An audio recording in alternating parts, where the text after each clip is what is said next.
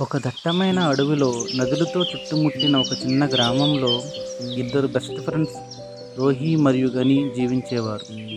వారు ఎప్పుడూ అడ్వెంచర్ చేయటం మరియు అన్వేషణ చేయటంలో ఆసక్తి చూపేవారు. ఒకరోజు ఉదయం వారు అడవిలో తిరుగుతున్నప్పుడు ఒక పాత చెట్టు త్వరలో దాచిన ఒక పురాతనమైన మ్యాప్ను కనుగొన్నారు.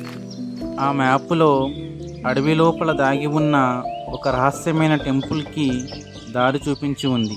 ఆ రహస్యమైన టెంపుల్ లోపల బంగారు నిధులతో ఉండేది అని ఆ మ్యాప్లో ఉంది. రోహి ఉత్సాహంగా, వావ్ గని, మనం దీనికోసం వెళ్దాం అని అంది. గని నవ్వుతూ, నువ్వు ఈ సవాల్ ఎదుర్కోవడానికి సిద్ధంగా ఉన్నావా అని అన్నాడు. ఎటువంటి సందేహం లేకుండా వారు మ్యాప్ను అనుసరించి దట్టమైన అడవిలో వారి ప్రయాణాన్ని ప్రారంభించారు.